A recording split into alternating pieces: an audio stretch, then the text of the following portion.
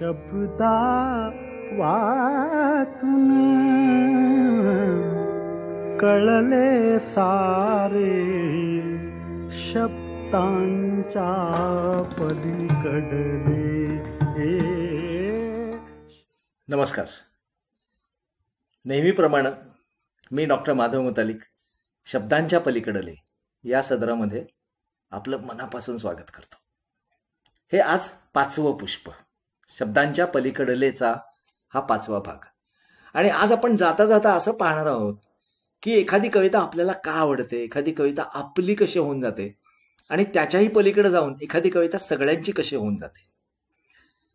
कविता म्हणजे नुसती शब्दांची कसरत नसते, किंवा कविता म्हणजे नुसत्या सुंदर अर्थानं सजलेली कविता नसते, किंवा ती प्रचारकी थाटाची घोषणा सुद्धा नसते.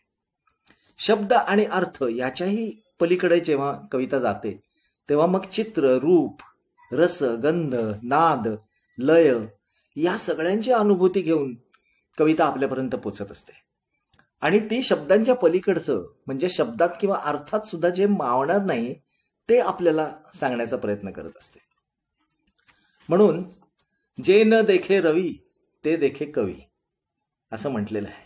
जे न देखे रवी म्हणजे सूर्य सुद्धा जे पाहू शकत नाही. सूर्य काय काय पाहू शकतो? सूर्याच्या सूर्यमंडळामध्ये असणारी पृथ्वी आणि इतर सगळे ग्रह, गोल तारे इथपर्यंत सूर्य पाहू शकतो. कवी त्याच्याही पलीकडे जाऊ शकतो. सूर्यालाही जे दिसत नाही ते त्याला दिसतं. इतकी अफाट कल्पनाशक्ती कवीकडे असते असं म्हटलं जातं. केशवसुतांनी तर काय वर्णन करून ठेवले पहा. आम्ही कोण म्हणून काय पुसशी, आम्ही असू लाडके देवाचे. आम्ही कोण म्हणून काय पुसशी, आम्ही असू लाडके देवाचे. दिधले असे जगतये आम्हास खेळावया. विश्वी या प्रतिभा बले विचरतो चोहीकडे लीलया. विश्वी या प्रतिभा बले विचरतो चोहीकडे लीलया. आम्ही या संपूर्ण विश्वामध्ये लीलया संचार करत असतो आमच्या प्रतिभाशक्तीच्या जोरावरती. आणि म्हणून डिक्काला तुनी आर पार अमुची दृष्टी पहाया शके. डिक्काला तुनी आर पार अमुची दृष्टी पहाया शके म्हणजे दिशा आणि काल यांना भेदून, दिशा आणि काल यांच्या आरपार आमची दृष्टी पोचते, इतकी आमची कल्पनाशक्ती असते असं केशवसुतांनी वर्णन केलेलं आहे. दिशा आणि काल यांना भेदून जेव्हा कविता जायला लागते तेव्हा तेच असतं शब्दांच्या पलीकडलं. म्हणून तर कवी ही जी व्यक्ती आहे तिच्याविषयी सर्वसामान्य माणसाला प्रचंड कुतूहल असतं, प्रचंड आकर्षण असतं. आणि लोक असं म्हणतात की कवी हा सगळ्यांच्या पेक्षा वेगळा असतो. लोक म्हणतात कवी तर पृथ्वीवर कधी कधीच जन्म घेतो असंही म्हणतात. माझेच शब्द आहेत. लोक म्हणतात कवी म्हणजे सगळ्यांपेक्षा वेगळा असतो. लोक म्हणतात कवी म्हणजे सगळ्यांपेक्षा वेगळा असतो. लोक म्हणतात कवी तर आकाशातून पडत असतो. लोक म्हणतात कवी म्हणजे सगळ्यांपेक्षा वेगळा असतो. लोक म्हणतात कवी तर आकाशातून पडत असतो. कवी म्हणे असा असतो, कवी म्हणे तसा असतो. कवी म्हणे असा असतो, कवी म्हणे तसा असतो. जणू काही कवी म्हणजे चंद्रावरचा ससा असतो. कवी म्हणे असा असतो, कवी म्हणे तसा असतो. जणू काही कवी म्हणजे चंद्रावरचा ससा असतो. कवी म्हणे असा उठतो, कवी म्हणे तसा बसतो. कवी म्हणे असा उठतो, कवी म्हणे तसा बसतो. कवी म्हणे रडता रडताच मध्ये मध्ये थोडा हसतो.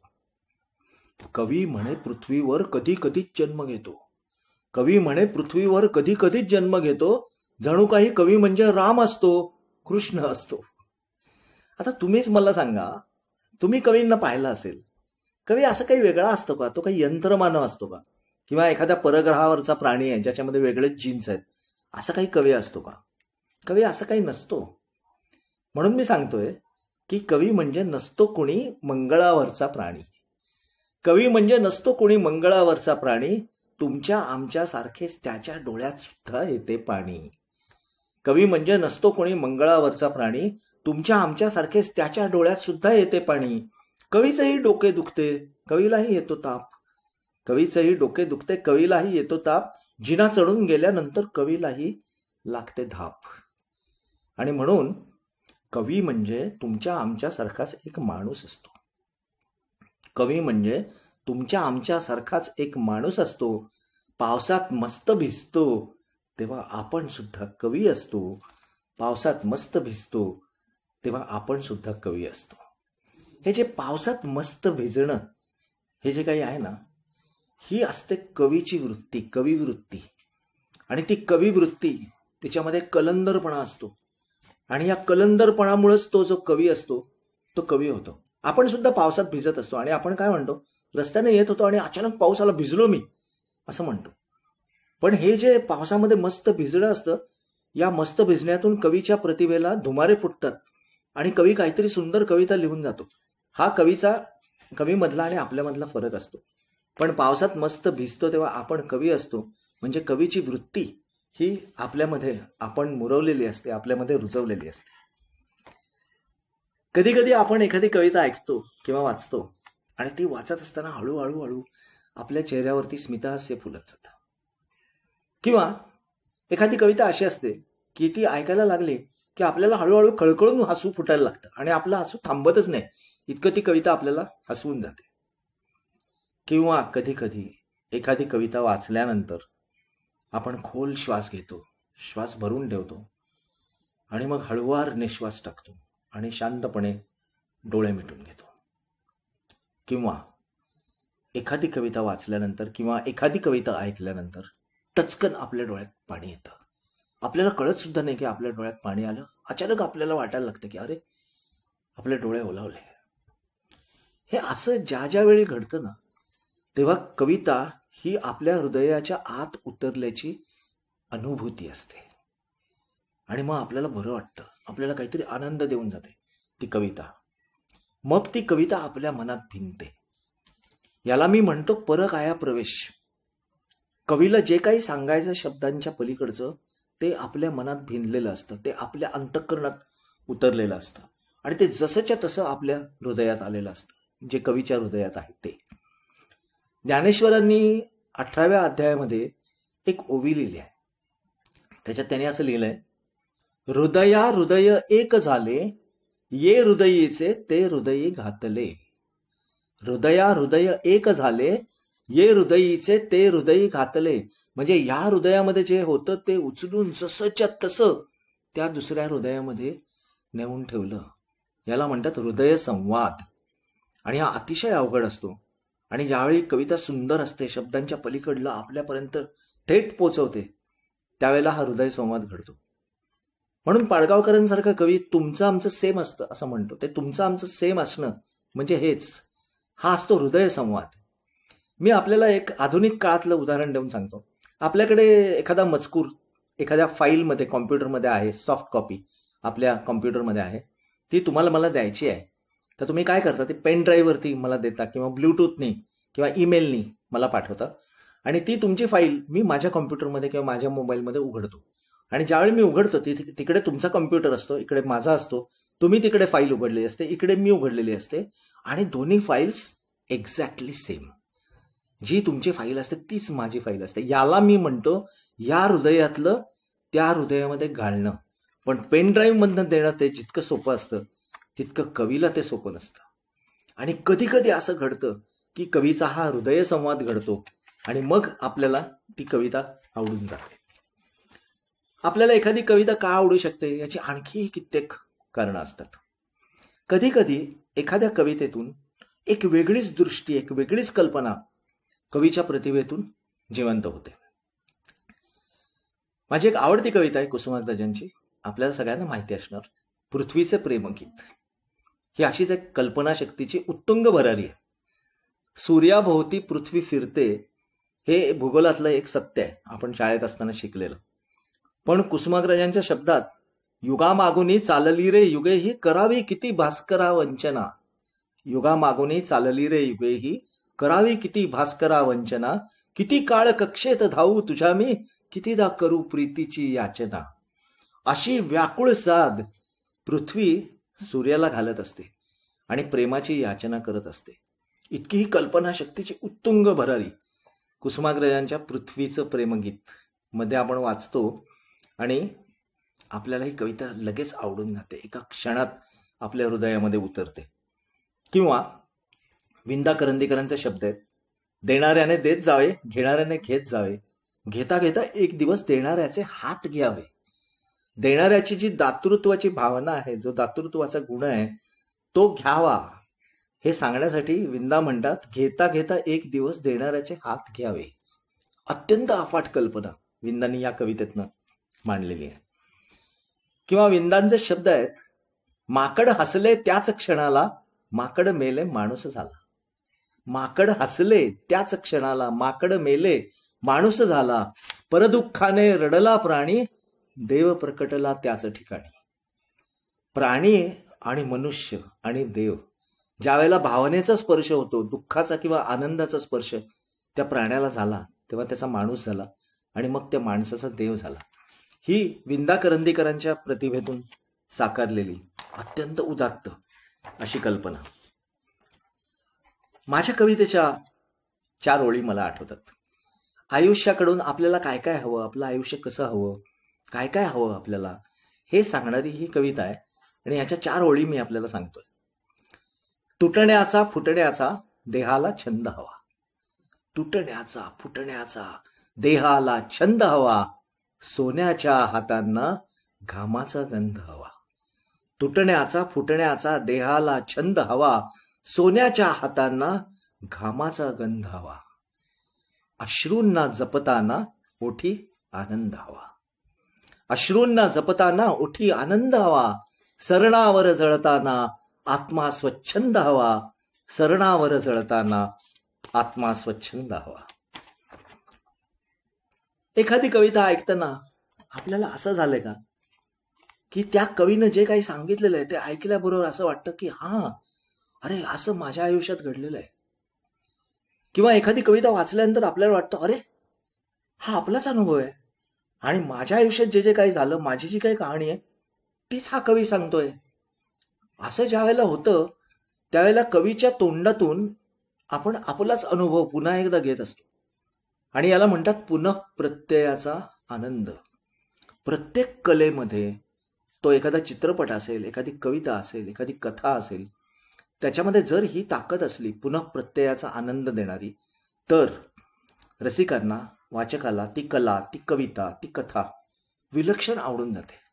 याला म्हणतात री एक्सपिरियन्सिंग. कवीच्या तोंडून आपली भावना बाहेर पडली की मग आपल्याला ती कविता विलक्षण आवडायला लागते.